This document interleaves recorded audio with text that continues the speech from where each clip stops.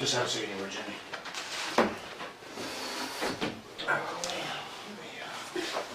Let me go grab some of the Red Bull, buddy. It's a little warmer in here than it is out there. It is. It feels better in here.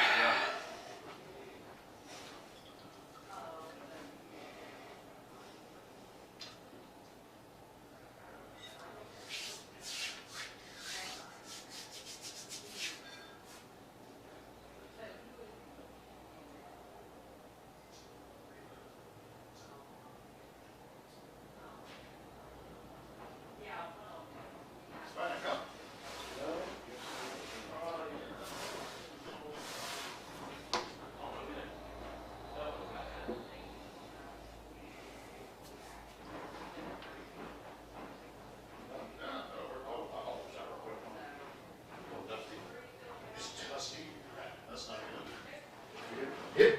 Sorry, Jim. Dude, I lost my cup somewhere. I think it's a generic cup.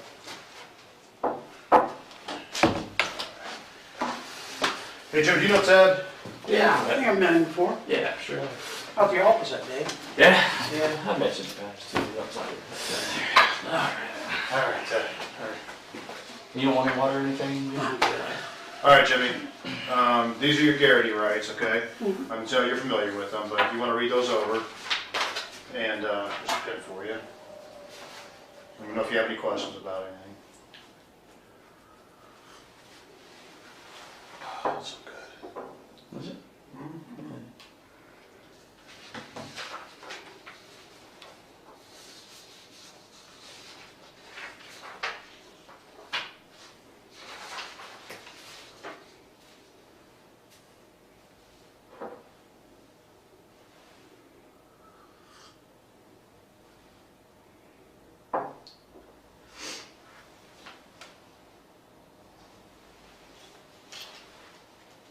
'It's cold in here too. This is a little chilly. I'm gonna drag it on.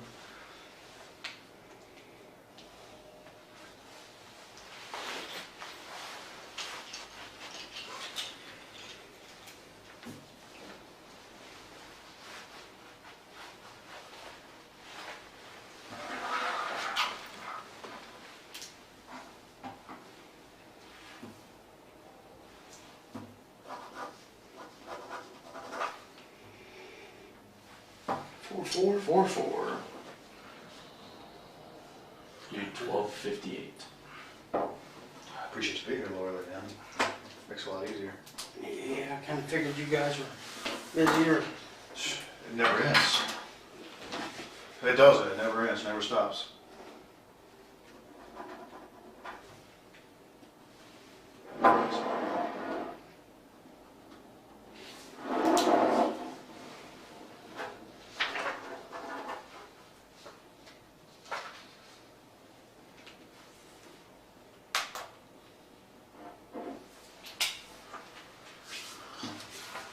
All right, Jimmy. I guess first let's just start off with, do you have any questions right off the top of your head that you want to ask? She gave me a paper yesterday that said something about public records, village property, inaccurate reports. I forget what the other one was. Okay. Okay. Do you know anything about that stuff, about the inaccurate reports to City Council?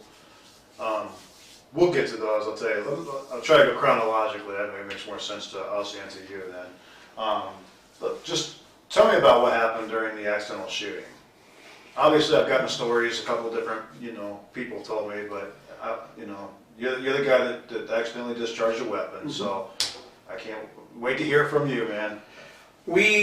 Jeff Maiden and I were on our way back from Lancaster. We had ate at B-Dubs. We were coming down 79 and we were in the area of Buckalika Beezer Village. And my telephone rang. It was from Darlene Whithofer. I've known the family since, I was a firefighter with her brother Terry forever. And she's on the phone screaming, saying her aunt, she found her aunt in the middle of the road. And that two guys had broken into her aunt's house and held her at gunpoint. She was able to escape, But the gunman shot one guy. He was laying in the floor bleeding to death, and the gunman was still in the house. So we're right there between both entrances to Lee's Village, the main entrance and the second entrance. I tell Jeff, go there because it's right over here, M section. So as we're there, I call Steve Ritter. Literally, this is what we got, get down to the M section. Meet with us. As we pull up, I'm down in the sheriff's office. I call the sheriff's office. Tell them exactly what's going on. They say, you want emergency traffic? Yes. So you call them? I call the sheriff's office. Okay. We're standing there, we're just trying to decide what's going on, and she keeps saying, he's dying, he's in my house dying, he's in my house dying. She was very physically upset. Both of them were really upset. I had no belief to doubt them. Mm-hmm. I wasn't even thinking of being on technically light duty. Right. Had no gun with me.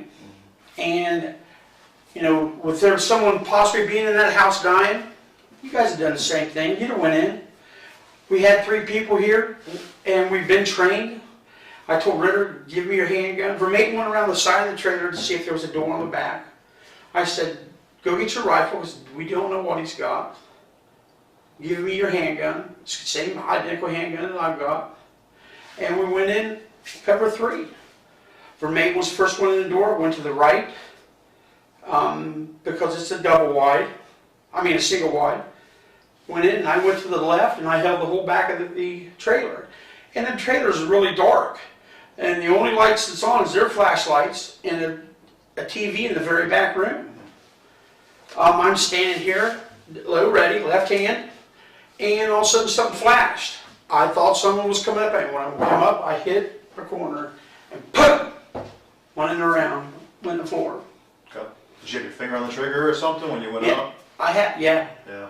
Because I was coming up to protect myself. Right. And I just hit that counter, and it just, pow! Okay. Off, just simple as that. We cleared the house. No one was there. It was the TV, and the door was cracked about that big. I talked to the woman and the son. Didn't know that she had an onset of dementia, is what he told us. Told us the other day that she told him Trump was in her bedroom. I'd never been to that house before. I know her, but I only knew her from McDonald's, not personally talking to her or anything. I didn't know that she was having an issue, which after everything was found out, it was found out she had a UTI, urinary tract infection forever, and never told her kids, and that was she'd seen a police movie prior to going to bed that night. So, you know, I checked the house to make sure everything was fine, that we didn't hurt the electric, didn't hurt the water, you know. From her end, set her and her son down and said, listen, we had an accidental discharge. Sorry about that. Everything in the house is fine.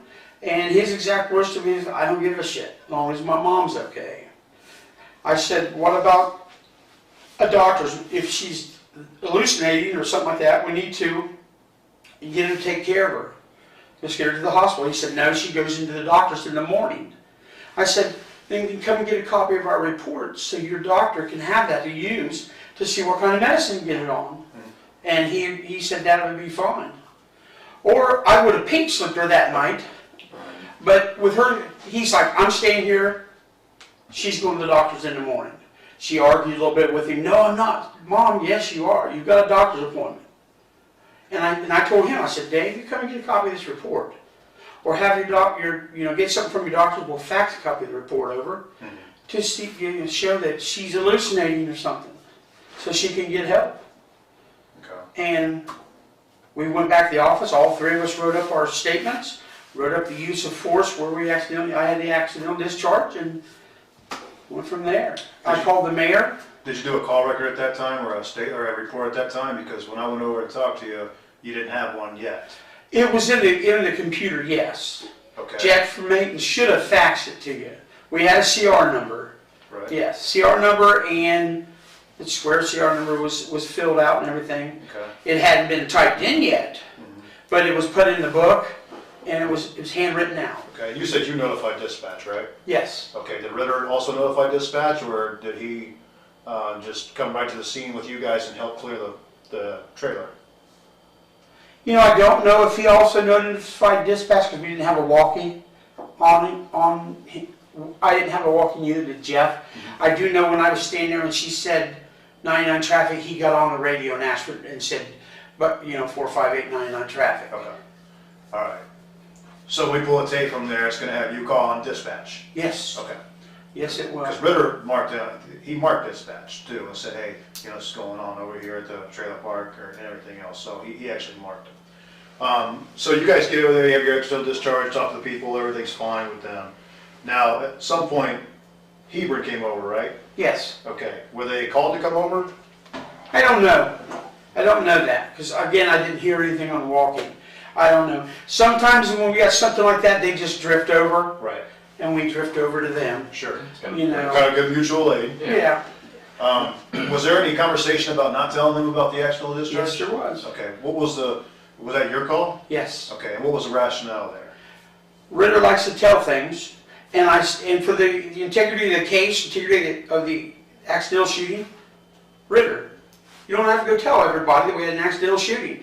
Let's get this investigated first. Let's get it looked at. You know, let's save the integrity of the case right here before anybody, you know, 1,700 people know. Sure. And that was the only reason. There's no reason to hide anything. How can you hide an accidental discharge? Makes it tough.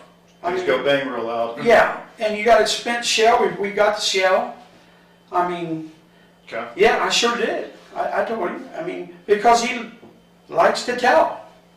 You know, and there's some things that happens in-house just like here. You guys have things that happen in-house. You guys aren't supposed to tell anybody until things are looked at.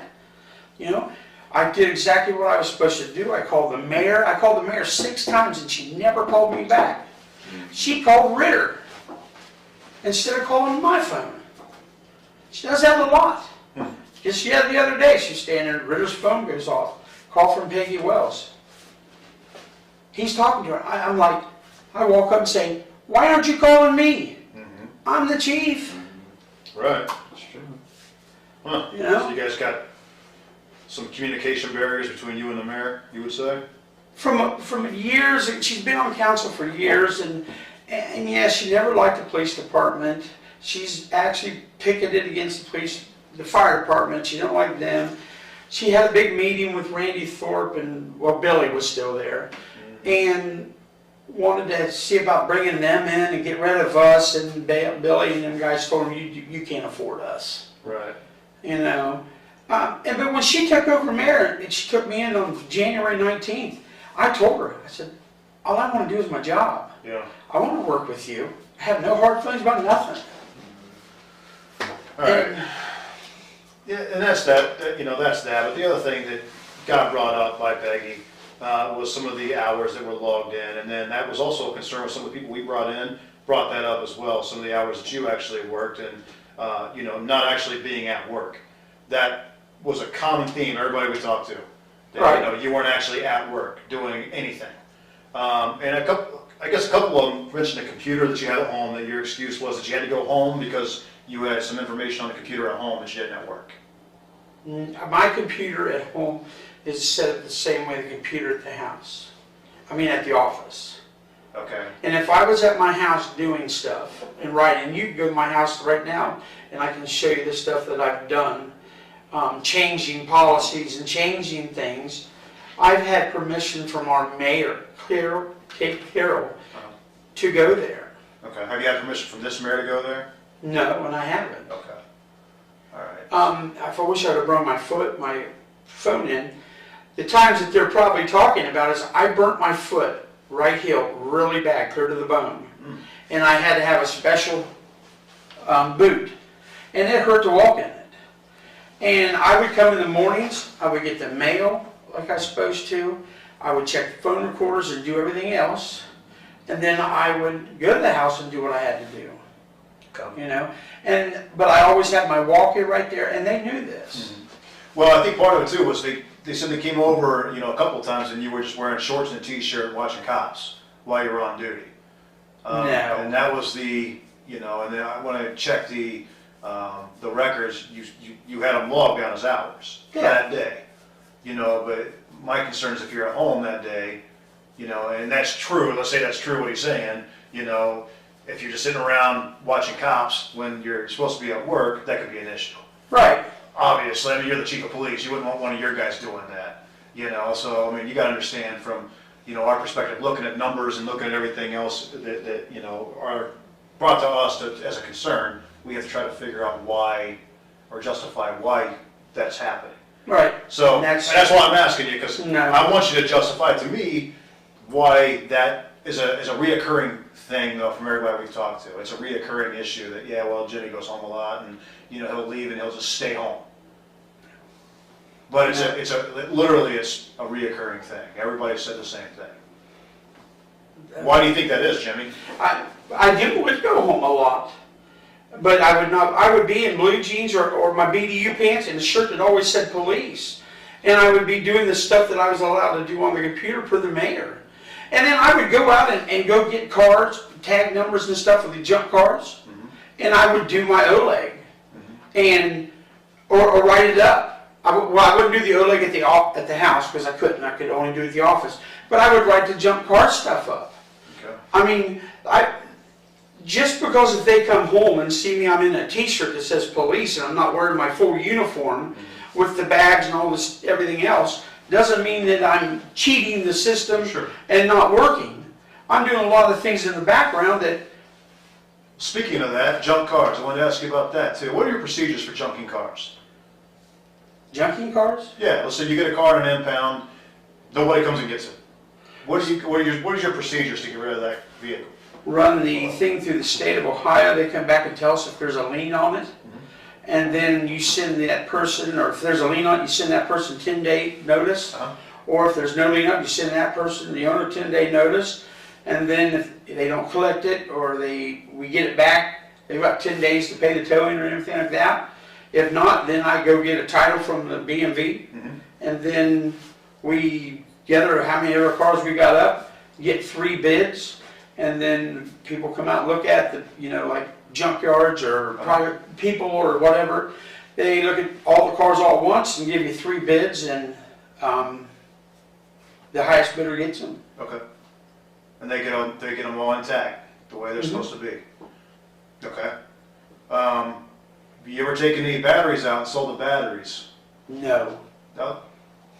And the reason I'm asking in this setting, Jimmy, is this is a setting where under Gary, you can't be charged with what we're talking about. We can't talk about this criminally.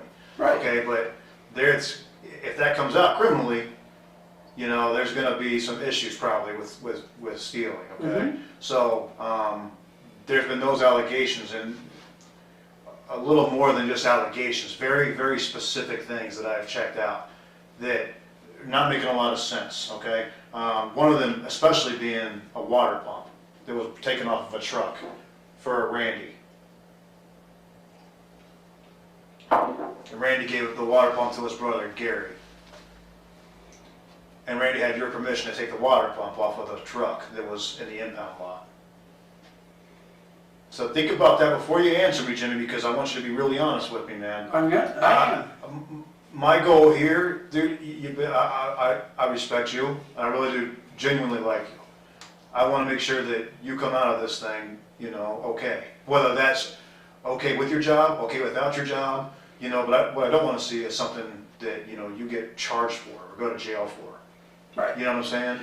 If anything was taken off them cars, the village already owned them, and they had permission from the mayor to take anything. I personally have never taken anything off the cars, out of the cars, anything. Now Randy and Mark Dimick has, yes, but they've always had permission, and they've never done anything until the vehicles were owned by the village. Sure. And they were going to the junk yard. They were getting loaded up that day or the next day and going to the junkyard to be crushed. Okay. So it's all the same pile of money, right? I mean, if one car goes, it goes whole, or it goes, are they junking it out? Are they checking for all the equipment? Or are they making sure that if they can pull the engine or a water pump or anything off of that the junkyard will do that? Or are you selling You just sell them out as a whole? Some at the car. I've seen it, when I've taken them there, they ran the forks through the forklift, through the windows, picked it up, put it in this thing, put it down. Yeah. Crush everything like a sandwich. Yep. But if I didn't even know about a water pump to Gary. But if it was taken, battery, water pump, I will tell you, I knew a jack was taken, one of them scissor jacks, but it was already up on the trailer, trunk wouldn't lock, and Randy's like, oh, we got a jack. All right. But the village owned them vehicles, there was permission by Clay Carroll, and nothing was taken until that stuff was taken, the village owned it. Okay, so when the village owned it, let's say that you guys did everything properly, the village owned it, did you take any batteries then after they owned it? Did the mayor say, hey, you can take these? I'm trying to, you know, explain it for myself in my head why I've had two people tell me the same thing now. Two different people. One, you know, that I would say is completely on your side, one that says maybe not completely on your side, and they're both telling me the same thing. So I'm trying to figure that out why in my head that would be the case. So is there a circumstance or an instance where you did take a battery or two after the mayor cleared it? I've never taken a battery. Never. Never. Okay. Never. All right. Well, I needed to ask you about that because, like I said, I've had a couple of them here. All right. So you don't know anything about Randy taking the water pump? No. Okay. Because Randy's saying he had your permission to do it, not the mayor's. He said he had your permission. Well, he probably asked me, hey, I'm going to get something off one of these cars. And it may have been, you know, it may have been a water pump, but I don't remember. But no one took anything until the village owned the vehicles and they were going to the scrapyard. Okay. Okay. All right. Matter of fact, I got to tell you, Yeah. they took a set of tires off once for a vehicle. There's good tires that were going to the junkyard. We put it up on the thing, they lifted it up, and took the tires off. Because it would have fit one of the village work vehicles. Oh, nice. So, you know, it was things like that. Jimmy, have you ever taken anything from the vehicles that the mayor said you could take? No. Any of the vehicles that you were going to impound? No. Okay. All right. Going back to now the accidental shooting, I'm going to call it accidental discharge. It wasn't. I mean, you shot the ground, right? Essentially. You knew that you were not on duty, right? I knew I was on light duty. Okay. You weren't even on light duty according to your doctor's excuse. You were on light duty until the 12th. No, I had the doctor's excuse with me.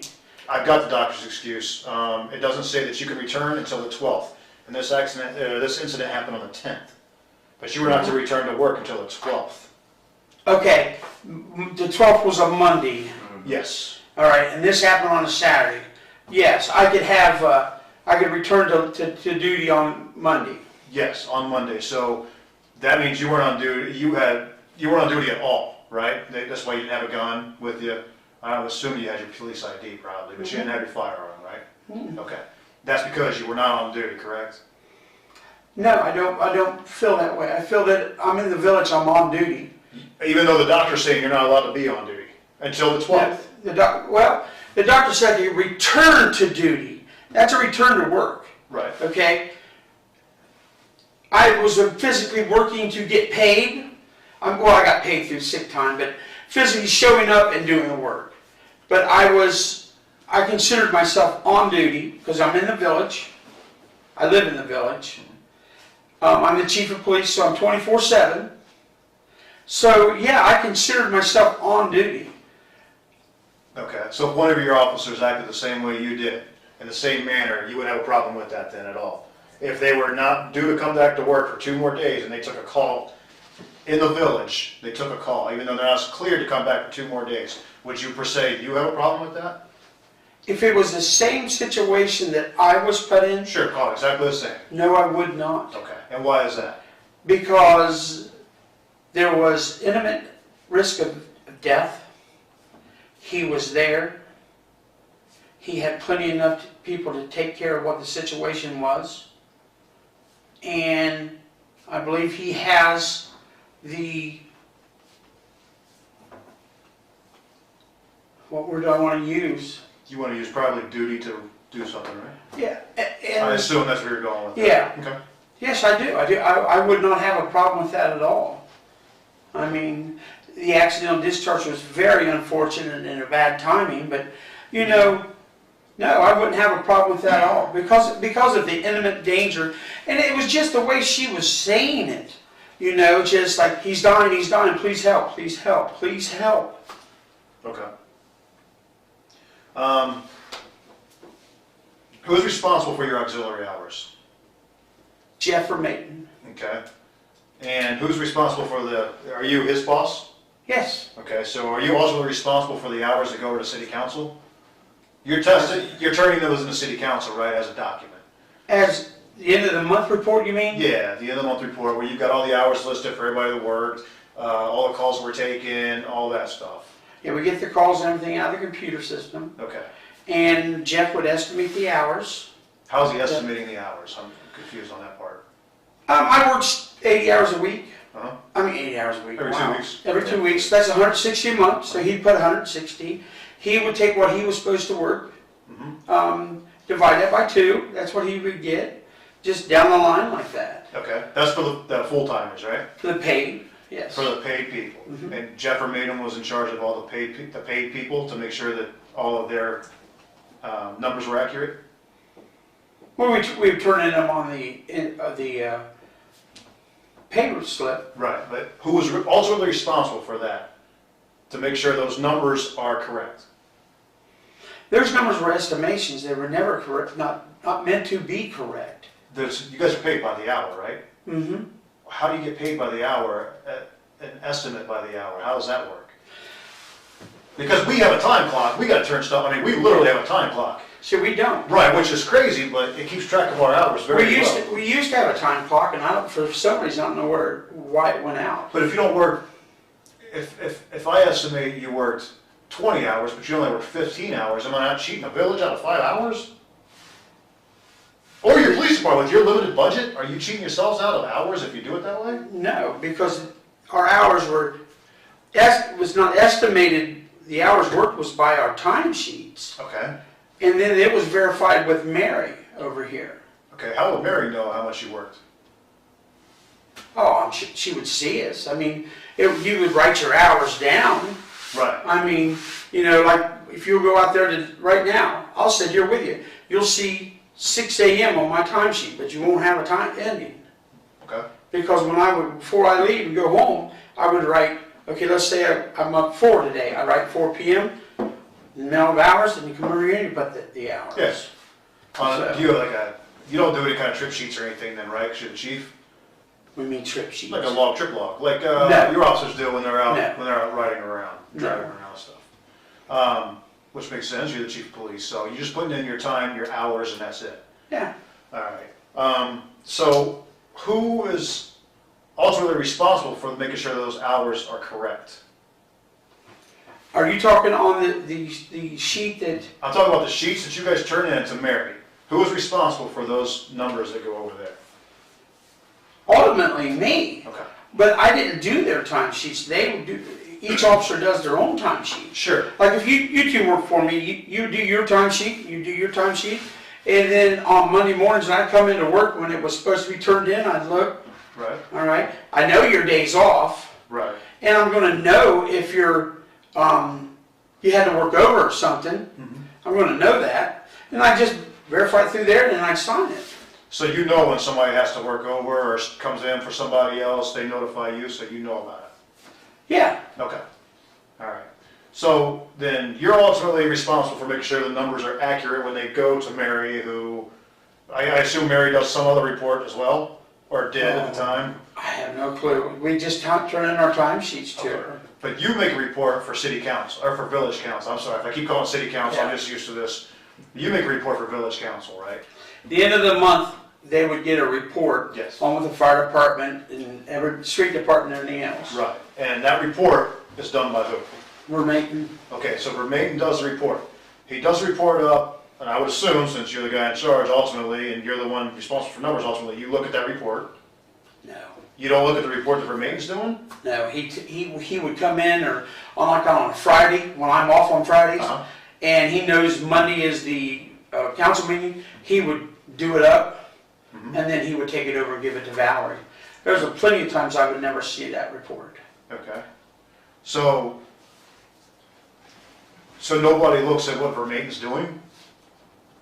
As far as the numbers go? On something like that, no. Okay. Because they were just estimated numbers of, he could put me down for 160 hours a month. I'm talking about, okay, I see where you're going with that. I'm sorry, Jimmy. Let's go back, let's say the auxiliaries. Who keeps track of their numbers then? I got where paid guys are. Vermaine's in charge of the paid guys. I got Vermaiden. So Vermaine's also in charge of the Yes. auxiliaries. Okay? So when those numbers go over, do you check their numbers too to make sure that they're accurate? Because you said, like you said, you know who's coming and going in your police department.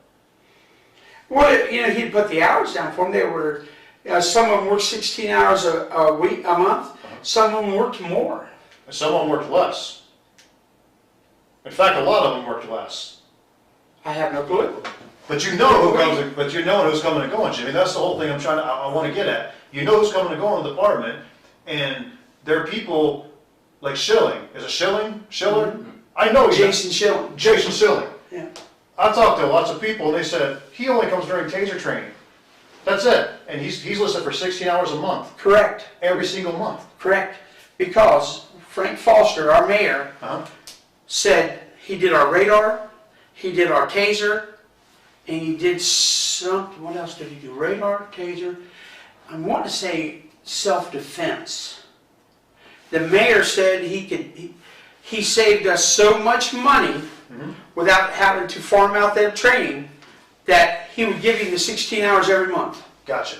That was Foster. So your old mayor, Frank Foster. is that 2 mayors ago? So your mayor 2 mayors ago said that was okay. Yes. So you guys continue to put 16 hours on the monthly report that's turned into village council, Yes. even though he was not working 16 hours.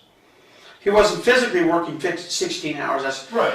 But he would come out every once in a while. I agree. No, they said that too. They said he'd come out every now and then. But he wasn't coming out 16 hours a month, was he? No. No. So when you're taking a report and it's being generated by the police department and it's going over to village council as him having 16 hours a month, that's not accurate. It may not be 16 hours.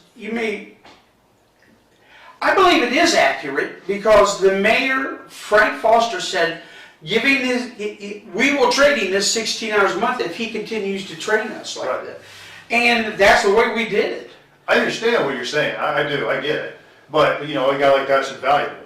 But you want that guy to actually work. And when you're presenting those numbers to the village council, the numbers don't match what is actually going on.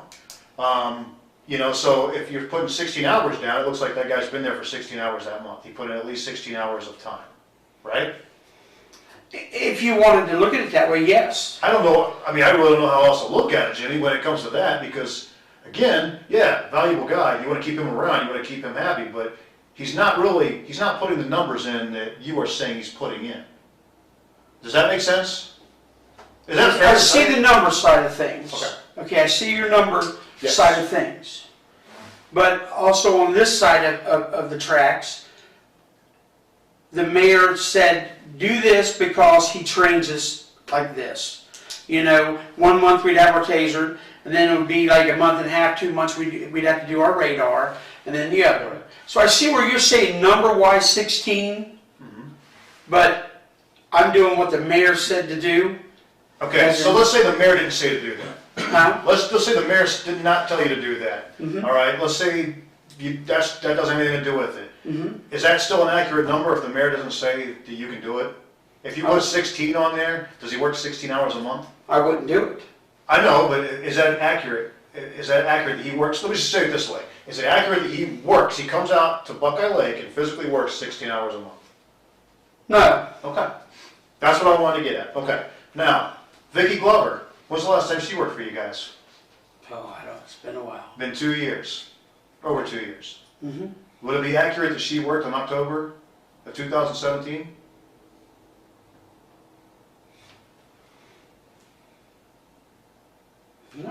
No, but she got 16 hours for that month too, on the report that you guys turned in to village council. How's that? Because she's not on the department. Exactly. She's not on the department. Ah, no one took her off the sheet. No one took her off the sheet, but somebody filled out that she worked for 16 hours. Jeff, just 16 every month. And you don't have a problem with that? As a chief of police, I would. That I do. Oh, Yes. I would certainly have a problem with that. That I do. Not only Yes. that, we've got Bartow. He works a lot, I understand, but not all the time. What's the other name here? Bear. There. Tedra? Tedra does not work 16 hours a month, but it's on there for 16 hours a month. Every month that she's been there, she's got 16 hours a month. I call her, she says, no, that's not accurate. I called the guy she rides with, Haas. Jeff Haas. Jeff says, no, she does not work 16 hours a month. Yeah, Right. you guys put 16 hours a month on that sheet. Again, You understand, that's a criminal charge. That could be a criminal charge to do all that there's no stuff. monetary value. There's no monetary value. You're making it public record. You're falsifying a public document because it's going over to village council. You see what I'm saying? So you're falsifying a document that goes over there. And I don't know why. I don't get it. I really don't understand it. You know, but I mean, this is a place to explain it, Jimmy, if you're going to. I mean, this is where it gets explained. Well, sure, I know this is where it gets explained. Jeff did them, and probably I should have critiqued them. But, you know, that's my bad. I'm sorry about that. But Jeff did them. So who's ultimately responsible for those hours? You are. That's what we just said, right? Right. You're responsible for them. Okay? And if it's something that, you know, you screwed up with and you should have more oversight, then just say that, like you just did. You know, Yeah, you're right. I probably should have, but, you know, you delegate something to someone, and you have faith in that person. And evidently, I shouldn't have had faith in that person. Well, here's the thing. I delegate things to him all the time, constantly, because I'm a supervisor. But what I also do on the back end is I go and check to make sure they're done. Not that I don't trust them, but, you know, being a supervisor, you have to make sure. And that's what I should have done. Yeah, and let's. The biggest thing is, and especially in our job, is accountability. We Right. all have to be accountable. Ultimately, whatever I screw up, he's my supervisor. It goes on him. He actually screws up if I screw up. You know, and you're the department head, right? I mean, everything under you falls on your shoulders, correct? Yeah, and you know, when I would delegate things to Andy, and Andy would do it, and it'd be done right. And I probably, and I shouldn't even use the word probably. I expected the same thing out of Jeff from Maton. Sure. And you know, and I thought, well, you know, I've known Jeff for a long time. He's not a screw up. He's doing what he's supposed to do. And you're right. I should have said, let me have that report, because I honestly never see the report. He would either do it on Friday, or he would come in on Monday when I was working, and he would ship it right off to Valerie, and Valerie would print it and give it to the other people, give it to the council. Okay. But you're right. I should have had more. Should have doing this right, you know. But I had, you know, Andy did a hell of a job for me, and I didn't have any problems, and I got into that blind side, you want to say. So when you guys are computing auxiliary hours, there's no system there, right? There was a system, and I think Ron did away with it. They had a time, How long have you been chief, though? 4 years. So in 4 years, you got no system in place to track those hours, right? Right. Okay. And we have in the last probably 3 months or not as long, there is an auxiliary that says reserve hours now on this big book. They come in and write their time. They're supposed to, Supposed to. but nobody does it, according to everybody I talk to. You know, I mean, if one of the guys, auxiliaries, comes out and slides out and rides with whoever at night, and if I don't hear them on the radio, or they don't stop by my house, I don't know they worked. Right. Okay. Let's go to these checks that were cashed for the insurance company. Now, I talked to the insurance company about those checks, and they had some pretty big issues with them. Mm-hmm. All right. That may be something that I'm going to have to turn over to somebody else to investigate criminally. if it gets to that point, I may have to do that. What I don't know checks? what the insurance checks, that when you were transported to the hospital and you were supposed to pay, you weren't supposed to cash them, and you cashed 4 of them? Oh, Lord, you gotta be kidding me. See, Jimmy, the problem with an internal investigation is once it starts rolling, it starts opening the door to all kinds of other stuff that comes in. Mhm. And I have a duty now to at least address it and try to figure out what's going on. In this setting, again, you're under guarantee, okay? I can't use anything you say criminally, period. Okay? Oh, I understand. So, all right, I want you to understand that, before you. This is funny. These checks, I honestly, wholeheartedly, with my life, believe they were my Aflac checks. Because I talked to John Curtis, you can call him and ask him, I got him in my phone. He says, you've got a check coming, and you're going to have checks coming for your follow-up visits. I just got a check, and you can run out to my truck, I'll give you the keys. I got $3,100 out there.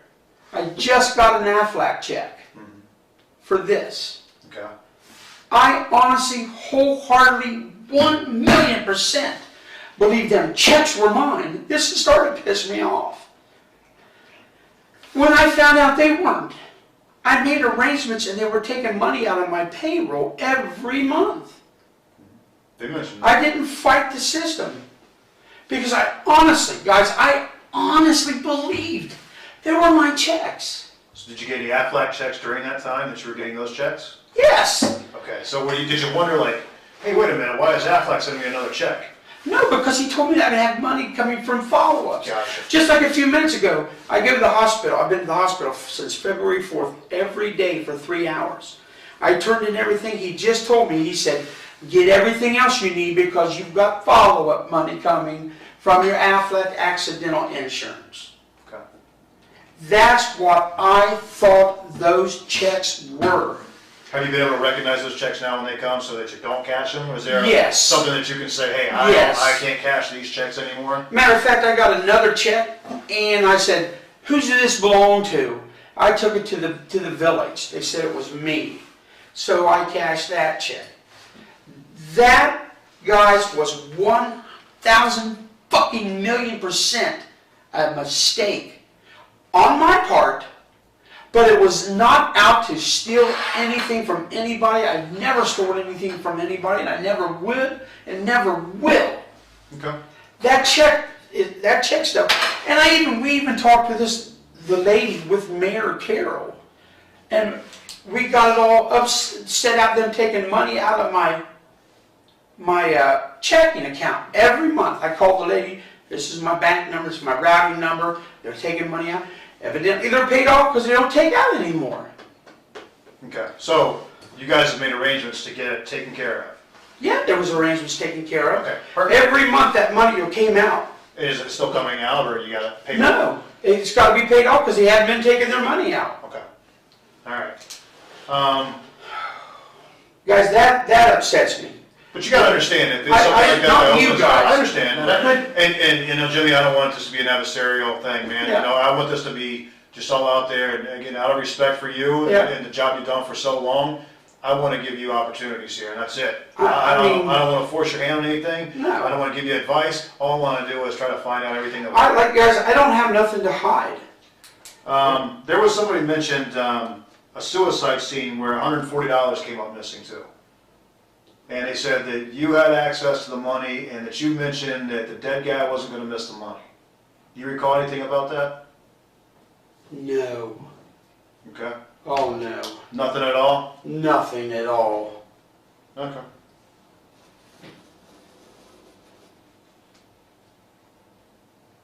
You guys get a lot of suicides out there? Not a whole lot. Yeah, some of 17. Do you remember how many last year? You know, the last suicide I was on was with Andy. And a guy had shot himself in a bed, in a bunk bed. Yep. That's the incident I'm talking about. Yeah. So if you recall that, you recall some money being exchanged or being taken from the scene? Andy took everything because I couldn't stand the smell. Uh-huh. And I do believe his family came and got everything. Okay. The deceased family did? Yeah. Okay. Yeah. All right. Log sheets, who's responsible for keeping the guys' log sheets? The guys and gals that work out there, their road log sheets. They write it out during the night and put it in the box. There are 3 months from last year completely missing. Road logs, or are you talking about? Both road logs and actually city council, the reports that you guys send to city council, those are also missing. Now, I know Peggy said something about them. They're all missing, the whole month, like 3 months worth. You know, I think it was April and July. It was April, July, and November. Yeah. And yeah, that's correct. Because I was looking for them yesterday for her. Okay. Yeah. Any idea what happened to those? I talked to Jeff Mayton, because he gathers them up, puts them in a big envelope. He does the monthly report, copies it, shoves it in with the road logs, flips it over and writes road logs and stats, then the month and the year, and then he takes the other report over to Valerie. I asked him what he'd done with them. He has no clue what he'd done with them. Why are you allowing them to leave the office in the first place? I know that everybody's mentioned everybody's got stuff at home. Why has anybody got anything at home? Why does Jeff Mayton have any paperwork at home? Any files or anything else like that? The only thing he would have at home would be his qualifications for us, and them are his copies. And when Peggy was asking me about the qualifications, I didn't know Jeff had already put them all together, and they were in the cabinet right by his desk. Gotcha. So there was. And let me ask you this, Jimmy. And again, this has got to stay here with this stuff.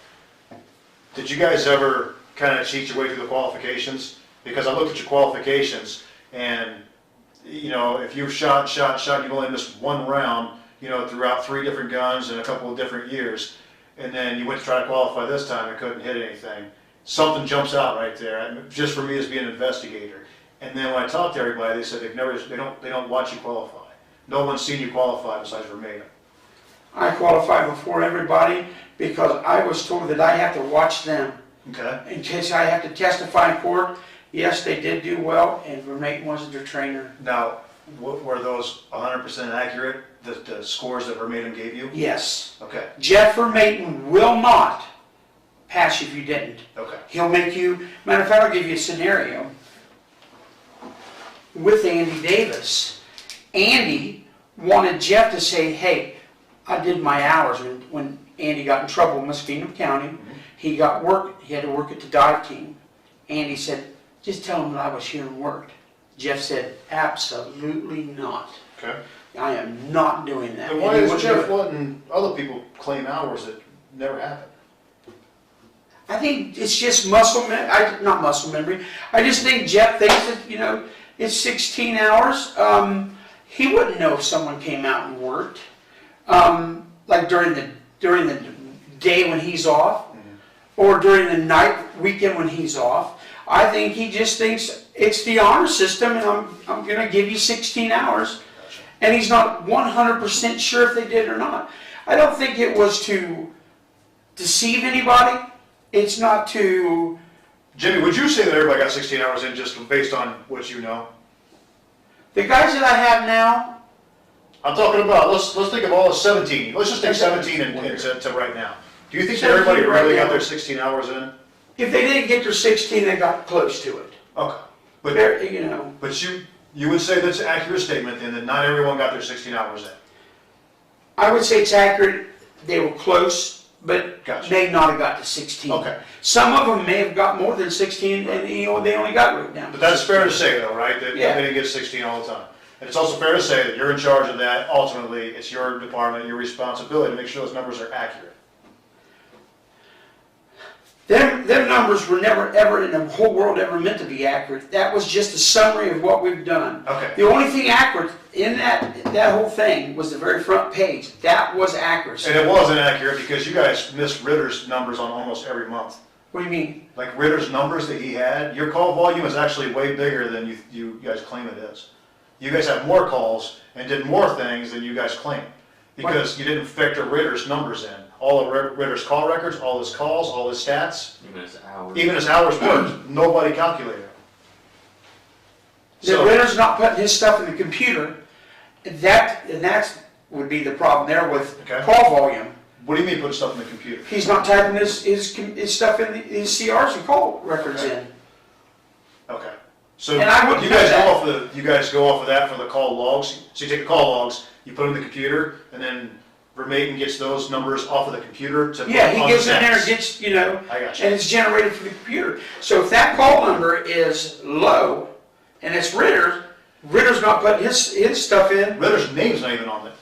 on what? Ritter's name's not even on the list of anything that's been done. Go grab one of those packets for me, Yeah. because we didn't grab it. Ritter's name is not actually even on the list of auxiliary officers or part-time officers, full-time officers. His name's not even on a lot of it. So Steve's, is it? no, so we wrote it in and put down the stats that he got, and your numbers actually rose. Instead of being down here, they actually rose a lot. So you guys aren't getting credit for a lot of stuff you're doing because his numbers aren't being calculated in that.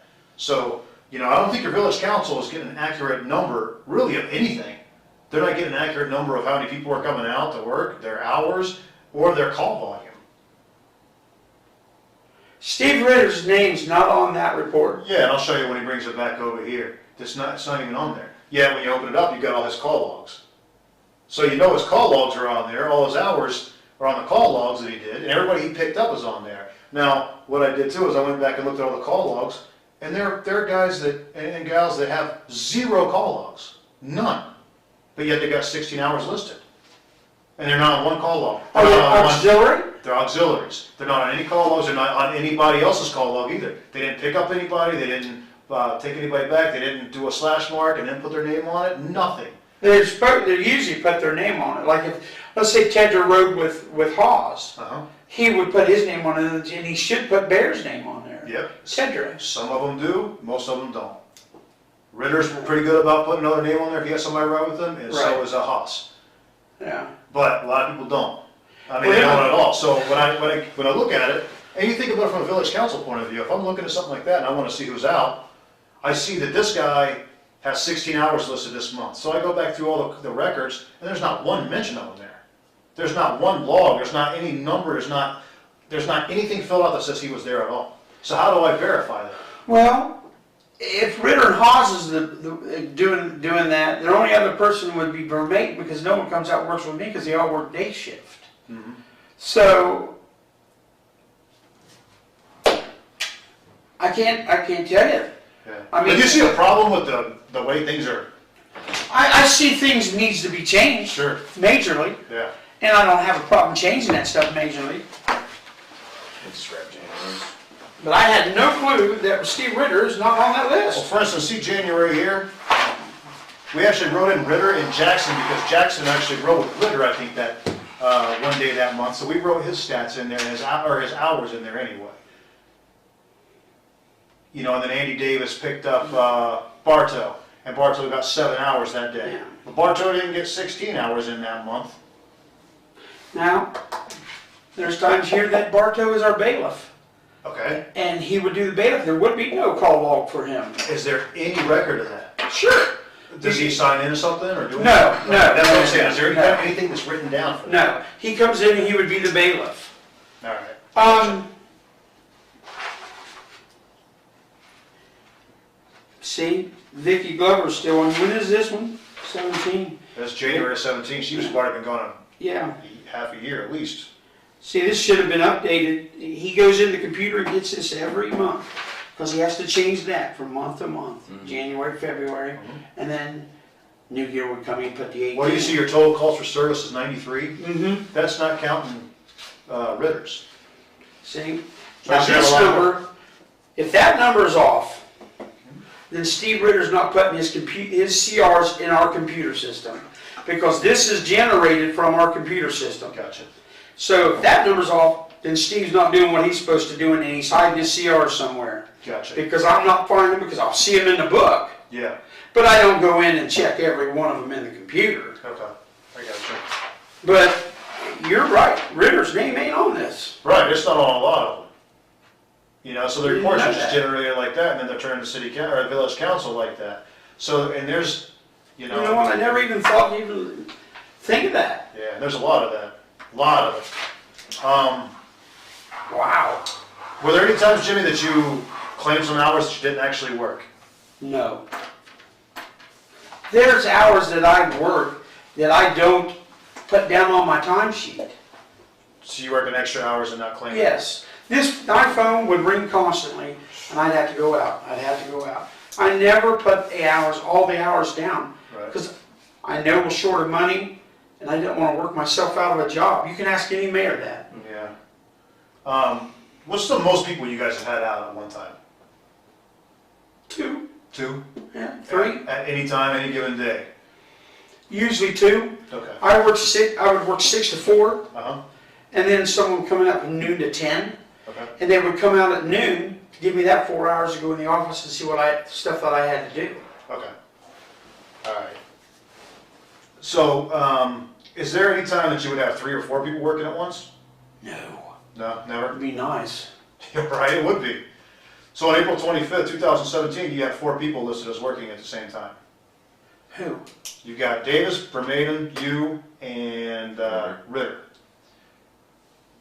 Now also on that day, and I've been told by 2 people, you and Vermaiden went 4-wheeling that day over in Perry State Park, Perry State Forest, which we've called Perry State Forest. We've also called dispatch and got the call runs and everything else and who marked in, who marked out and all that stuff. You guys aren't anywhere on there. You and Vermaiden are nowhere on there.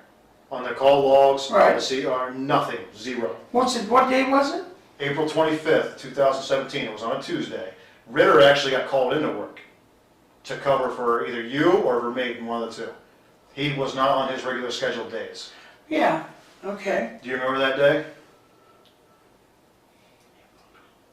Do you remember going forward with Vermaiden? Yeah, Okay, yeah. it was on We've that. been forward on several places. Sure, that was on a Tuesday, and do you remember going to Perry State Forest? We've been there several Do times. you remember going to Muskingum first, and then they're not open, then you went over to there? Yeah, yes, Okay. yeah, That's the day, right? yeah. Okay, that's the day that you went on Tuesday, the 25th, I think it was. Okay, then Ritter worked for Vermaiden and I took the day off. Okay, so you do remember that day then? Yeah. Okay, so you took a day off. What about Vermaiden? Probably used sick time like I did. Okay, so you used sick time that day? I'm supposed to, yeah. So you used sick time that day on the 25th to go out 4-wheeling. So you weren't sick. No, I just You were just using well, I shouldn't say sick time, it was PTO time. Okay. What is your PTO time? Explain it to me. Personal time off. Okay. What do you have to do to have personal time off? You just get that? Yeah, our It's pay like stubs comp don't time. say sick time. It says PTO, and then we get vacation. And I you got you. You cure so much, and I mean, if you wanted a day off, you just say, hey, I'm gonna take this day off, and just like that day, Right. Vermaiden had to have said, hey, do you want to go there? And I'm like, yeah, get someone to work for me. Gotcha. Okay, call Ritter in. Okay, and that's what happened that day then? Had to be. Okay. So who called Ritter in? You or him? I think, you know what, I can't tell you that, I don't remember. Okay. But you know Ritter was called in to cover somebody's shift. Yeah. Okay. On a Tuesday, it'd be Jeff Vermaiden by himself.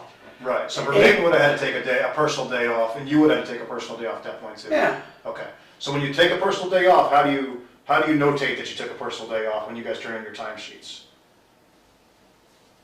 Should be put sick down there and then the amount of hours you took. Okay.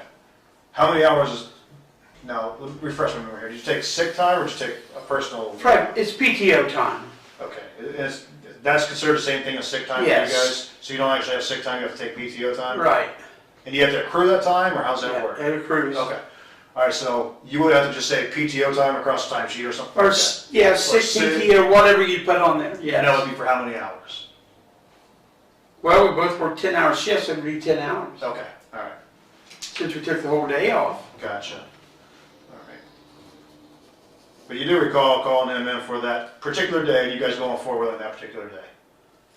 Yes, because we went to the one place and they were closed. And that Yes. was it Muskingum, was I right about that? Or No, some other, was Zanesville, was it somewhere in, I thought it was Muskingum somewhere, or, that's the information I had, and then they were closed, and then you guys went to Perry. we went to Perry, different part of Perry, and they hadn't opened up. It was the next day they opened up. Gotcha. But the one trail that we did go to was already open. I gotcha, okay. And then you had to go to, let's see here, that trail, so that was on,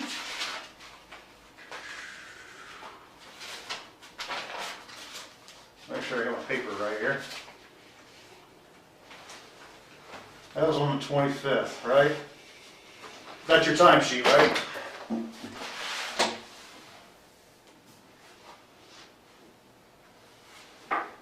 $12, 6 A to 6 P. Yeah, you see the problem I'm having with that? Yeah. That should have been, I didn't even finish this week. Right. That's because somebody grabbed it and made a copy of it because they knew you were out four-wheeling when you were supposed to be at work. That's why that's there. Yeah. And because they were concerned that you were taking time off and doing things and claiming time for work. Yeah. And that's why there's a copy of that. You probably did actually finish that timesheet, but that's a copy of the timesheet up until that point. I think we do have the finished one. And we do have the finished one. And it So, matches.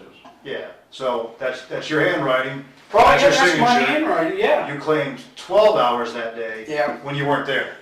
Well, I can tell you this. If you go out there and look right now, Steve's isn't done for this week. Yeah. And you know what? I just whipped it out and didn't even think about taking that day off. That wasn't taking that day off on, trying to rip someone off. I just should have do it like I do it now, which is fill it out as I go. But Go ahead. But that day here, someone may have taken and pulled the copy off it, and I know who it was, Steve Ritter. But that was not done on purpose. And I'll give them their 12 hours back, but that was not done to steal anything from anybody. Okay, but you see the problem that the issues that were raised, Jimmy, are legitimate issues. I can see it. Because if they're coming to your house and you're sitting around, and I'm not saying it's true, I'm saying that's what they're reporting. If you're sitting around watching TV when you're on duty, they feel like you're stealing money from the village. If you're going out and riding four-wheelers on a day you're supposed to be at work, and then you claim time on it too, that's a problem, man. Well, I can see that being a problem. That wasn't done on purpose. Okay. I can tell you that.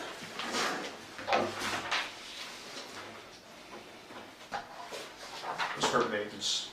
Say on that same day. Check here and get to the end here.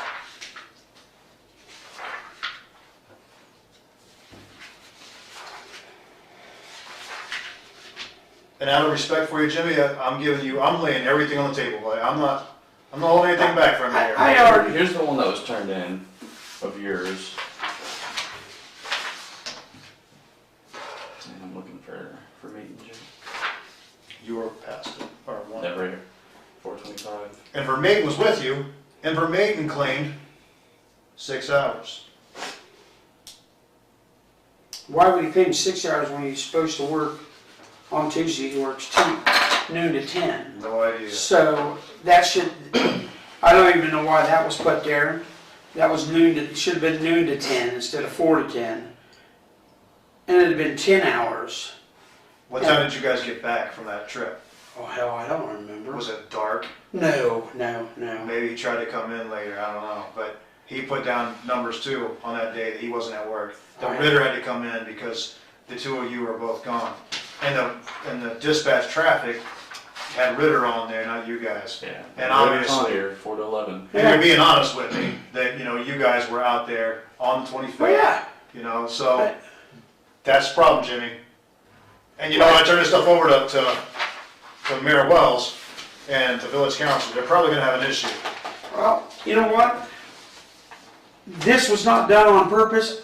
I probably should do my timesheet every day that I get done, and I didn't. That right there, the 25th, was not done on purpose. And I can understand it looks terrible. But Jimmy, you just told me earlier that you do it like that you make sure that you don't put that ending on there until you're actually done. I just started doing that. Okay, I gotcha. Because of all this issue of them saying, timesheet this, timesheet that, timesheet this. Right. And pay is very... This is, Jimmy, I don't know if you've ever seen this before. This is a couple years of people thinking that you're doing stuff that you shouldn't be doing. A couple years, since 2014. That's how long that is. That's a lot. That's what's gonna go over to those guys, man. That's... And obviously, there are issues there. Now, obviously, there's some issues, whether you did it on purpose or not, there are issues there that are very serious.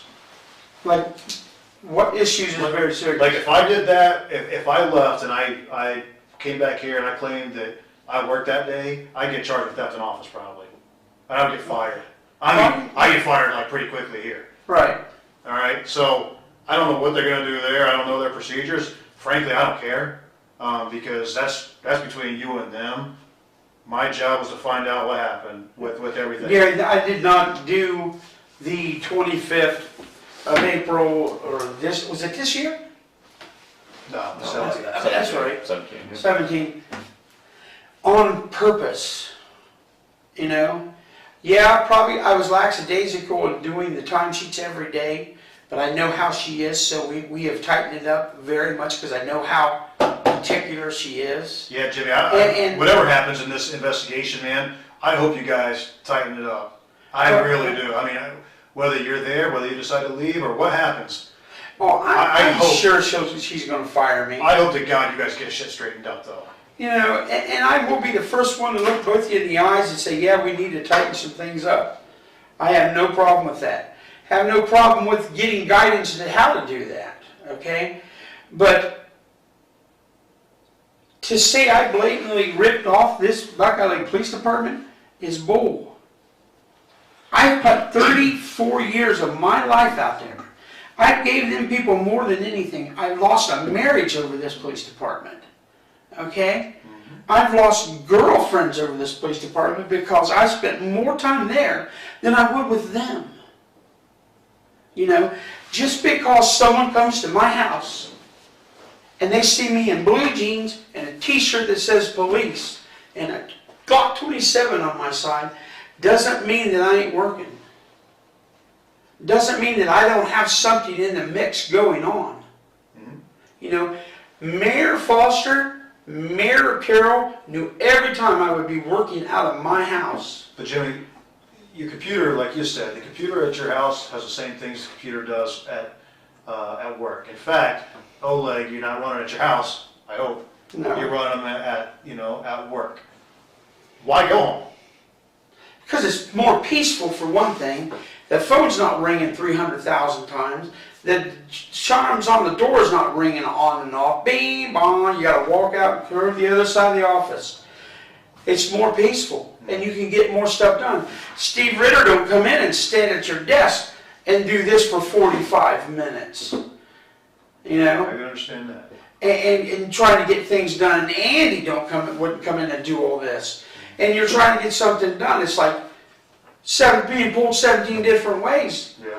Like you're Stretch Armstrong. Mm-hmm. Yeah, it's impossible to do. I understand that. Hell, it's impossible to be in your position a lot of times. It's hard. Yeah. I get it. And I can tell you exactly, and you can just look at me and tell me it's none of my business. I don't care. That stuff coming out of there is from Steve Ritter. Steve Ritter wants my job. I'll tell you what, I'll be completely 100% honest with you because I don't bullshit, and I'm not bullshitting you now. That did not come from Steve Ritter. Some of it had to have. None of it did. None of it come from Steve Ritter. Nothing in that book came from Steve Ritter. No. And let me just say this. I'm gonna conclude. I'm gonna end the whole thing on this, Jimmy. Whatever you do, whatever you decide, I want you to understand and know that we respect you. We've known you for a long time. I hope things work out for you. I really do. I'm sorry that you got pulled into this thing because it's unpleasant. It's not pleasant for me to have to investigate you. Okay? I took no joy in this, believe me. But I wish you luck, man. Whatever you do, whatever you decide, I hope you succeed in it. And if it's this and you stay here, I hope you succeed. If you decide to take off, I hope you find something good for you. If you get fired, I hope you find something good for you. All right, but I want you to understand, there's no animosity here. There's no hard feelings, no matter what. And I hope you feel the same way. There isn't. I understand what you guys had to go through. I understand what you guys are doing. But the mistakes that were made, and there was mistakes made, but none of them was done to rip off anybody, discredit anybody, get any extra free money, or pad anything, or anything like that. The auxiliary hours and for Maton doing them, I should have overseen it, but when you delegate something, I probably should have just made sure it was right. Or I should have just did it myself. But when you got so many things going on, you delegate to this gentleman, Absolutely. you know? Yeah. And you guys are good friends, I'm sure. But you believe in him. I do. Yeah. And I believed in Vermaeten. My problem here, I should have probably just made sure that it was done right. But I had no doubt in him that because he's done stuff like that before. I guess just for future reference, Jimmy, I trust them, but I verify everything they do. Well, and that's what I should have done. I mean, and that just keeps me, because since I've got some vicarious liability and all this stuff, you know, with him or with the other detective, you know, I got to make sure that I'm doing the things, they're doing the things right, so that doesn't come back on me. You know, ultimately, you're the head of the police department. You're the top fish over there. You know. Was. But I'm sure. But you know what I'm saying? You are. Oh, I know. You know, and so ultimately, who's it come down to? I know. I know, You know, exactly. So, as unfortunate as it is, you know, it's going to come down to you. Oh, I know. And it's going to come down when you guys give her a report. It's going to come down and she's going to let me go. But you know what I'm giving her. I lay it all on the table. There's no surprises, all right? And that's all. That's the respect that I want to show you. Is I'm not pulling punches here. I'm not hiding anything. I'm showing you my entire hand.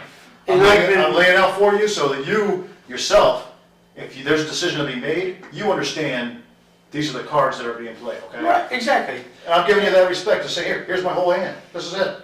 And I've been 150,000,000% honest with you, gentlemen. I appreciate it. You know, I didn't have nothing to hide. You know, just like this whatever date that was, and my hours are down there. I come in here with nothing to hide because I didn't even realize that. Mm-hmm. And I should have done it day by day, like I am now. I didn't even realize that, to be truthful with you. At the end of the week, you got so much stuff to come and go to the second week.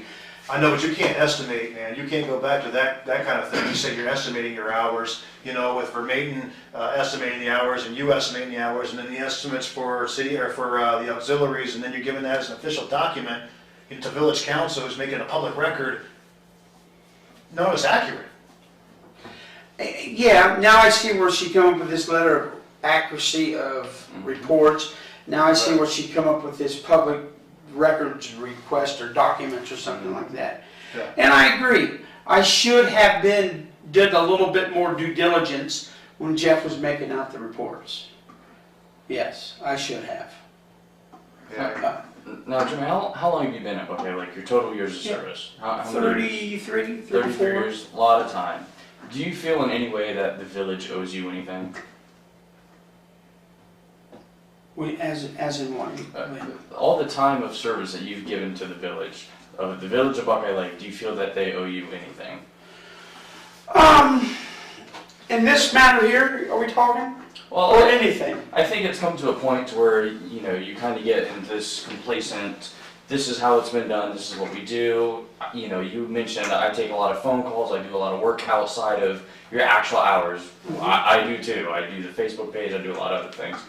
I don't necessarily feel like, you know, the city owes me anything, but, you know, there may be times where you said, well, okay, I worked 8 hours today, but I did 2 hours outside of work. You know, because you probably did, but you didn't actually log those hours in uniform at the desk or anything. Right. I mean, in instances like that, I mean, do you feel like it's a wash when things like that happen? No. Okay, and you don't feel like the village owes you anything for all the service you've done, and, well, okay, you know, I worked this much, yeah, they had, you know, I gave them an hour over here, it's not a big deal, you know, I'm basically getting it back. You don't feel like that whatsoever? Okay. I like to get paid for what I work.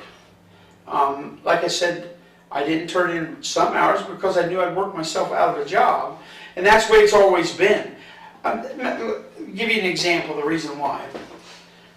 Right before Mary left in November, December, I asked if we could get a window tint meter for $48.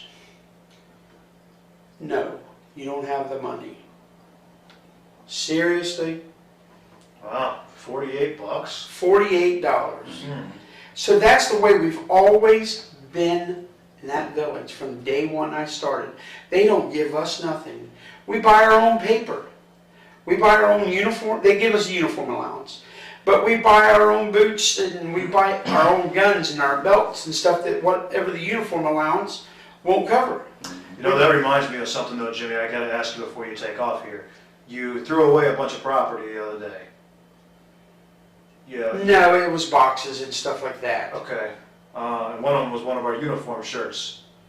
Yes, I didn't yes, see that. yeah. Why'd you throw away our shirt? It had been in the back of the property room forever. So some of the stuff you threw away, was that property or just boxes? Because we found some dried up weed and all that stuff too out there.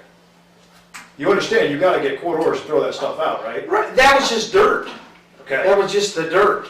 All right. That, I just wanna make sure that you No. know, because I know that Yeah. procedurally, you guys do a lot of stuff procedurally that makes no sense to us. But I wanna make sure that because that will get you in trouble. That'll get you Yeah. in trouble, like, really fast. no, that was just dirt. Okay, so We'd you didn't already throw away cut- anything from, No, that was not meant to be in there? Or No. they just didn't have, you don't have a instruction order for anything, all right? there's a bunch of stuff already boxed up that says, however it says, To be destroyed, probably? yeah, destroyed. Uh-huh. What we Did did, you get rid of that stuff? no, Okay. No. How do you get rid of stuff? Mark Gardner. Okay, And that's what we were waiting for, was Mark Gardner. perfect, okay. But we had 3 totes and we had all this stuff. The only thing we threw away was empty boxes, because we would take all this stuff that was in boxes. We had 3 big totes and we'd write on yellow piece of paper what it was, Gotcha. put it all in there, and then after that tote was full, we put tote number 1, put the legal people in it, and put the lid on it. Okay. We did, I think, 2 or 3 of them. The only thing we threw away was empty boxes, the Pataskala shirts, and I think it was it a planter? I think so, yeah. Yeah, of just dirt. Yeah. Yeah, that we'd already cut all the stuff off of that and weighed it, Gotcha. and it is actually still in there. Right. I just don't want to see you get in more Years, trouble. that's been from, oh my God. Right, like I said, Jimmy, I just don't want to see you get in more trouble Yeah. because of something like that, because that was just a big red flag. Oh, It has nothing to do with, it doesn't really have too much to do with what we're talking about. Right. No, When I saw that, I was no. like, oh, I don't want you to. No, I know gotta better step than out for a that. second, excuse me for just 1 second. Let me go back to the AG real quick. That just starts curiosity's sake. It was Vermaeten went in first, then you, and then Ritter. Now, did you guys have any type of police identifiers or anything as the 2 people going in first? For making, police. So he just did a verbal warning Yes, going in. police. But you guys didn't have any uniform, any throwovers or anything, any type of identifier that said that you were police in case a resident like you got encountered here? you. Whether it's a badge or, we have the vest that Yeah. just say police. For making, I didn't. You did not, okay. Yeah. Is there any reason why you didn't have Ritter go in first? Because he was in uniform, correct? He was working the road that night? He had the rifle Okay, and he had a flashlight. okay. This It's is why. just a tactics thing. I mean, Yeah. if, it has been a defense used in court cases throughout the country if an ununiformed officer with no police identifiers enters first and gets shot and killed. That person has made that defense that I thought it was an intruder. Right. So, just a tactics type thing, just Yeah. moving forward. And you had a uniformed officer with you, and, just trying to clarify, well, why not just have him go first? Because at least you have your first line of, yeah, he's an officer, he's in uniform, you should know it when you see him. So, I was just trying to clarify. And you make a good point there. I mean, it just went down so damn fast that it was. Yeah, it seems like it, and I don't fault you, and I don't, Sergeant Smith doesn't either. I mean, if in the heat of the moment you feel you had a duty to respond and you guys were that close and you were able to, great. Now, did you necessarily go about it the right way? Maybe, maybe not. Maybe there's a better way. Maybe you could have just held the trailer, called the county, whatever. For your safety, the last thing we want in this county is another officer killed. We do not I know, want you're that. right. I mean, you guys didn't have vests, you didn't have identifiers, you weren't fully, completely equipped. Because what if you did end up in a shootout and Ritter's gun jams? He doesn't have his sidearm on him. Same with any of you. It's just, it's bad tactics. There's other ways to go about it, but there's no right way. I mean, no one says this is exactly how you have to do it. No at the written same rule. time. There's not. And like I said, we don't fault you for that. Exigent circumstances being what they are, you're going off what you know, seems like a pretty legit thing. I mean, hey, I gotta go in there and save some lives. That's what we're built to do. It's just how we are. So I get that. I understand that. So But if anything, learning lesson, if anything, so. My lord. You alright? Yeah. I've been pounding coffee and water. Man. Yeah, I can, you know, and we're talking about vests. We've asked for vests for so long. Mm-hmm.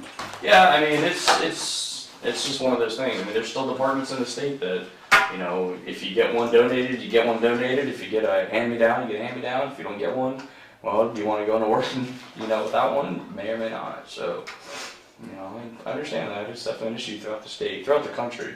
It's definitely an issue. Hey, Jimmy. Yep. I got a thing in here. I just want to read this. I spoke with Randy from the street department today. Randy said Terry Small got in trouble.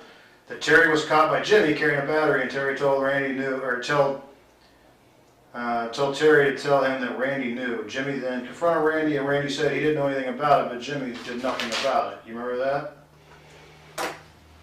Oh, I caught, Terry was walking across the parking lot. Yeah. And I asked him about the battery. Mm-hmm. And he said Randy said he could have it. Okay.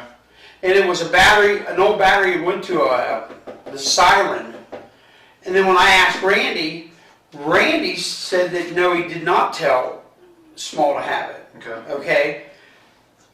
Randy didn't want any confrontation between, just didn't want Terry Small not to come back. And so did Mark Dimmick was underneath, he was underneath Mark Dimmick at that time. Okay. So that's why nothing was done, because they didn't want any conflict, just tell Terry he's not allowed back at the street department. Right. But if you see this book, Jimmy, like I said, this is a book basically about Jimmy. That's fine. All right. I mean, Jimmy called, asked me to come in at 11, said he had a funeral meeting to go to. Took a cruise to the funeral. 3:20 called, said he was going home for the day. At 3:20, so he went home for the day. It's literally day by day for years of you going home, or you not coming in, or you saying you were somewhere that they said that you weren't at. And I'm just saying this is what this guy's saying over and over and over and over again. That is Andy Davis. That's right, it's Andy Davis. But remember, this is Andy Davis, but it's also former employees that I've talked to saying the same things. It's also current employees I'm saying, you know, they're saying the same things. Just honestly, Jimmy, do you think that you're doing a great job over there from, let's say 2015 on? Do you think that you're doing the job that you should be doing? Yes, I do. Okay, why do you think so? Because I get things done, and just because that I'm not in uniform every day of the week, doesn't mean that I'm not doing something for that police department. I look for grants for cars. I look for grants for equipment. I even look for grants for generators for the police department in case the electric goes out. When the electric goes out, we're done. Our department's done. Next door has a generator. You guys can't just tie into it? They wouldn't tie us into it. So I look for grants and stuff like that. Today, I've been reading the new DUI laws and getting up on the new unclassified misdemeanors on your DUSs and stuff like that. Getting ready to print that stuff out. Well, Jimmy, you know what? Didn't really want to go here with this, but I'm going to anyway because, again, it's out of respect for you. But, you know, we had quite a few officers, too, say they went to your house because you were threatening suicide. What? 3 officers told us that. Who? The 3 that were there. 3? They said that you wanted to kill yourself because of the insurance checks. You recall it? You recall that? And the reason I'm telling you this, Jimmy, I don't even care if you answer. This job will stress you the hell out. This job will get to you. This job will take you. You know, they'll just take you to a point where you're like snapped. Jimmy, I'm just telling you because again, it's out of respect for you. Yeah. That if the job's getting you this bad, maybe you got to think about it for a while and say, is this what I want to do? No. You know what? The insurance check, and it wasn't an insurance, it was about my insurance on my house that flooded my washroom. And I said, you know what? I said, I'm just freaking sick and tired of life. Yeah. And everybody at that point overreacted. But you do remember that then? Yeah, but I didn't actually say, I'm going to kill myself and, you know. Right. No, I said, I am fucking, my exact words were, I'm fucking sick and tired of life because every time I turn around, I get fucked. Well, apparently you scared enough people that they were It scared Jeff from Maton, is who it scared. It did. It scared the shit out of him. Yeah, I know it did. So, and he knows there's 3 reasons, well, let me use this hand, 3 reasons that I would never hurt myself. First of all, is my son. I love that boy more than anything. Then there's 2 little girls I love. Never. That pisses me off. That pisses me off. Well, it's not meant to piss you off, Jimmy. It's meant to show you that life is valuable, man. And if you're spending most of your life just being pissed off at the world or doing something that's affecting your health, maybe you gotta look at it and just say, hey, I don't want to do all this crap. You know what I mean? Maybe at some point you just say, I gotta make my life easier. And I'm not saying to quit. I'm saying find a way to make your life easier. You know, it's You know what I'm funny. saying? These guys want to write all this stuff down. Maybe I should have been keeping a book on Andy Davis. Maybe I should have been keeping a job, a book No, on you should have been Ritter. doing, what you should have been doing is being the chief of police and saying, Yeah. you know what, you're not doing your job right, you know, here's your write-up for this, here's your, but to do that, you've got to be a supervisor. To do that, you've got to be an asshole sometimes, and to do that, you've got to be on top of shit. Yeah. And Jimmy, I love you to death, man. I respect you, but you didn't do that. No. I think we can all agree on that, right? You didn't do that. So, you know, that's an issue.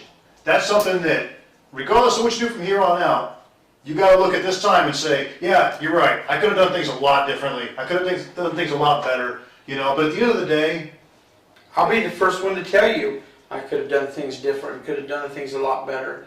You're damn right. But you know, when you're that close of an apartment, you know, and I can tell you, let me tell you this, where this stands from. And you can believe me or you can't believe me. The day Ron Small retired, Ron Small's Andy's father-in-law. Okay? oh, no kidding. Yeah. Andy married Ron's daughter, Rhonda. All right? When Ron was retiring, Ron wanted to retire, and then he wanted to come back 3 days a week, and then I worked the rest of the week. I worked with him them 3 days, but I finished it out.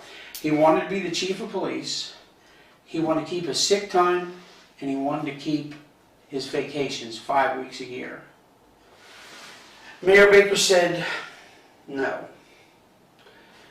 I don't know what happened between them, but one day I come in the office and Ron said, if I would retire today, who would you put in your place?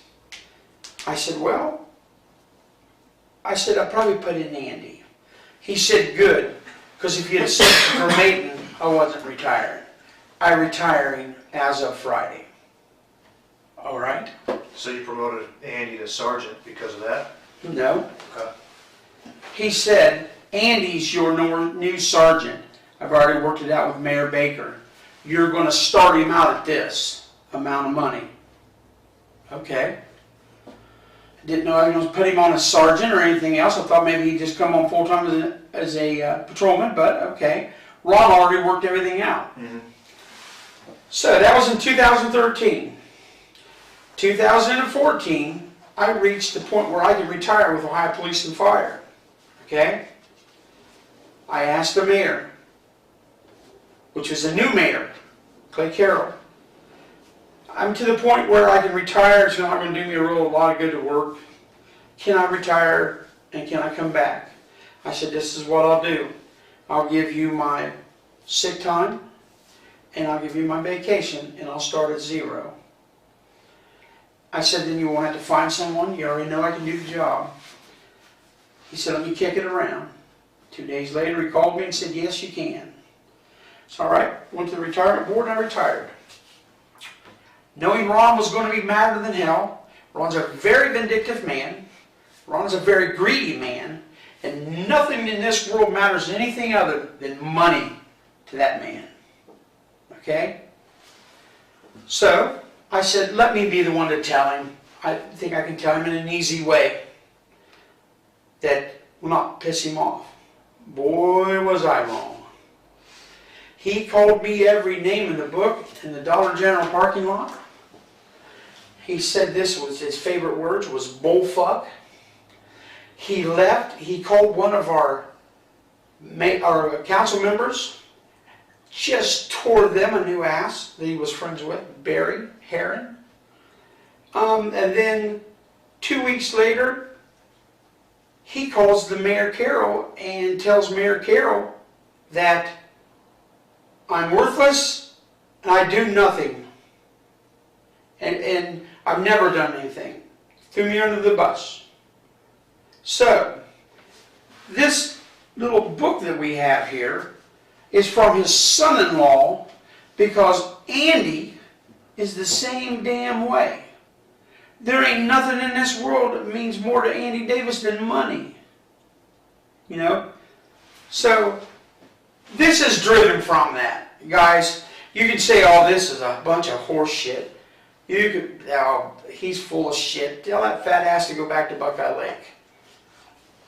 That's the 110% truth, Gary. And I would take a polygraph exam 1,400 times over, and it would come out the same, that I'm telling you the truth. I've told you the truth all day today. And I appreciate that, Jimmy. I have nothing to hide. You know, yeah, you bring things up, should have been tightened up, you're right. I appreciate that. I hope you tell Mayor Wells that I don't have any training as being a big supervisor, because every time we ask to go to training, we don't get it. It gets denied. They denied $48 freaking window tint. You think they're going to give me $320 to go to... No, I understand that. We've got a deputy chief that'll do the same thing, you know, trying to get things and little tiny things, and he likes to poo-poo on everything like that. But we get it to an extent, believe me. But, you know, just like the day that he says I was working, I put down I was working, but I was four-wheeling. I didn't do that on purpose. That is 100,000% typo. You know? Okay, Jimmy. I mean, I'm not angry at you guys. Well, I hope not. Yeah. I certainly hope not. Why would I be angry at you guys? It's nothing. Right. You guys got dragged in the middle and only was supposed to have been an accidental shooting. Right. And then I don't know how all this came about. I gotta go confirm something real quick with these guys and outside, make sure that we're good to go. Yeah, I think that's why I'm gonna check one, because I got one more thing. All right. Jimmy, we're gonna let you go in a minute, man. Hold on a second. Deputy Sheriff's here to take me to jail, isn't he? I don't think so. No. Okay. I sure hope not. I wasn't made aware if that's the case, so... I have right done now, nothing to go to jail no. for. No, and like we said, this is all under Garrity, so this is a completely different circumstance, you know. I appreciate that you guys show me some of these things. I really do.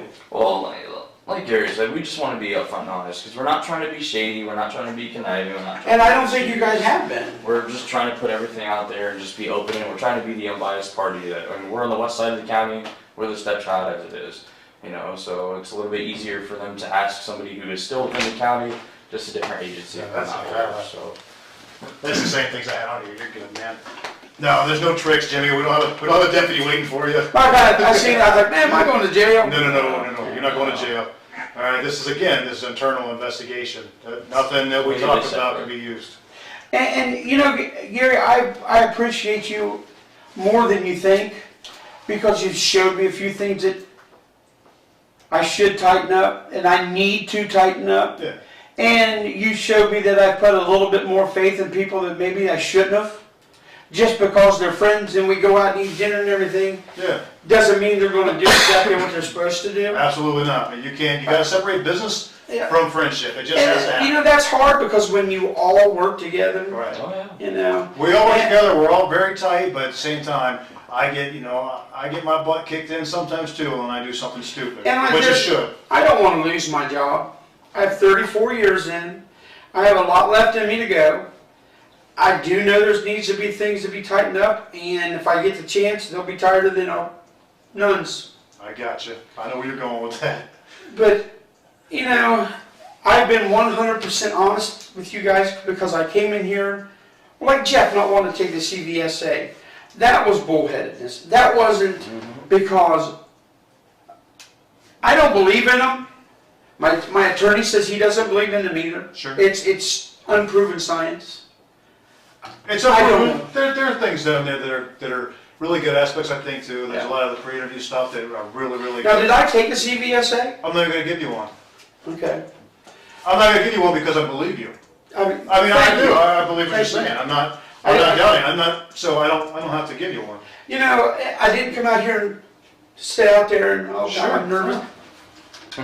Because Gary, I have nothing to hide. Yeah. Not a thing to hide from you. And again, Jimmy, like I said, man, it's a respect thing for me. I respect the time you put in, the job you've done, and everything else like that. So, I just wanted to give you all the information so you're aware of what we've got going on. And I was meticulous. That's why it's taken a long time to get to you, because I wanted to talk to everybody, because I didn't want you to come in here and me only have half the knowledge. Okay, Right. I wanted to make sure I give you the fairest shake possible. So That's the way you have to do it. I hope we can leave as friends here, and no matter what happens, We're going to leave as friends. understand that I want to do as fair as possible. Okay. I mean, you did what you was asked to do, Right. and you can't do a half-assed job. No, I can't, because then I'll get my ass kicked too. Okay. But you did enlighten me on things that needs to be tightened up. Yeah. You enlightened me on. You're right about that identifier. It's just when something goes down that fast, you don't think of that. Yeah, I totally. I was thinking someone was dying. But Jimmy, like I said, no tricks pulled there, man. None at all. So I think we're done. You ready to go? Then you're free to go. Am I allowed to have a copy of this when everything's done? Yeah, you get a copy of everything. Yeah, you Book get a copy. too? I don't know about the book. You'll get a copy of at least your interview. I'll give everything to the mayor, Yeah. and I'm not going to share exactly because we typically do in-house In-house stuff. ours, yeah. So I don't know if there's a public records request that has to be made for Buckeye Lake. I'm not really sure how it's going to work. Because it's kind of funny. I treated Andy Davis, and Andy would sit for hours and talk about business, or he would meet his real estate people. Okay. You shouldn't have let that shit happen. Exactly. You shouldn't let that You're happen. exactly. You're exactly right. That's where it backs up to being a supervisor and being the head of the department. But You you know- ultimately be responsible, so you got to cut that. The bad thing is I done exactly what past chief has done, and the reason is the straw that broke the camel's back was this. Got to sit to a 28. Okay. Ron's at the office. Ron never shows up. Ron's on the phone getting a load for his semi from Texas back to Ohio. I about to get my ass kicked. If it wasn't for Tommy Lucas coming in, I had tased the guy. No effect. No effect. We were going toe to toe. And I tried to tase him again. My taser broke. It wasn't for Tommy Lucas coming in and laying down on the guy. The guy was on a set of steps. I knocked him backwards on a set of steps. And Tommy come around the corner and just laid down on the guy. And just laid there.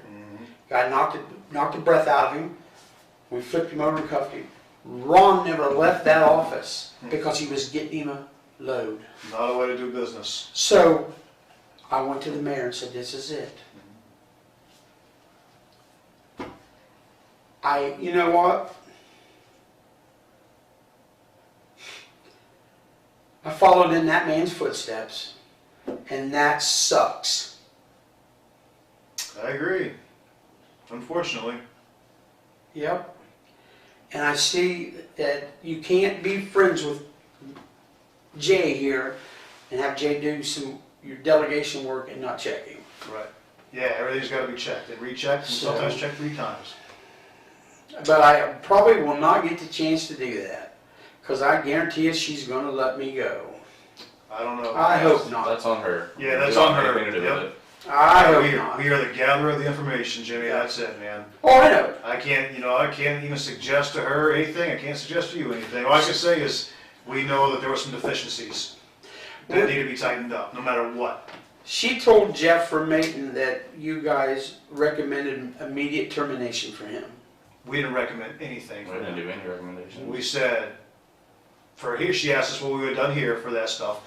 And I said that would have been insubordination, and that's termination here.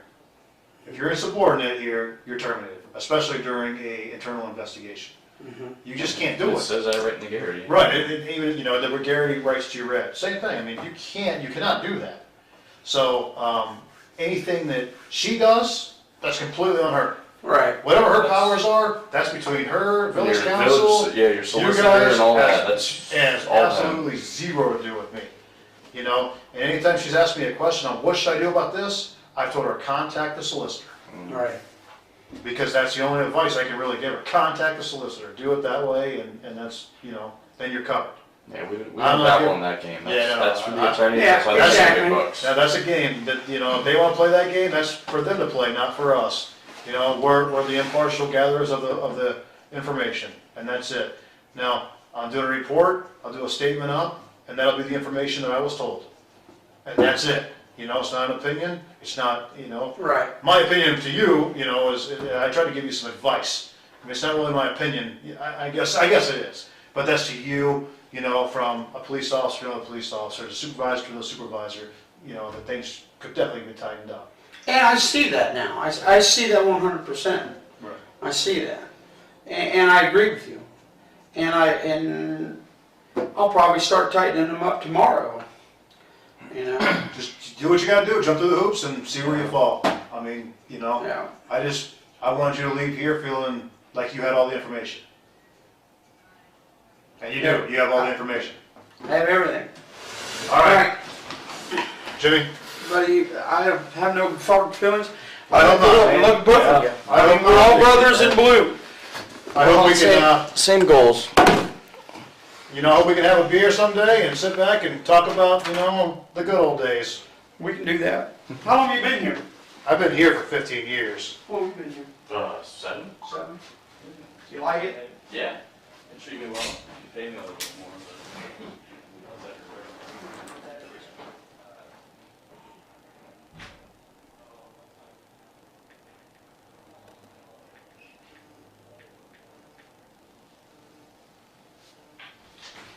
Hello? No, I'm in a meeting. What's up? I know BJ just tried to call me, but. Well, I figured it's Smith. I'm Smith here.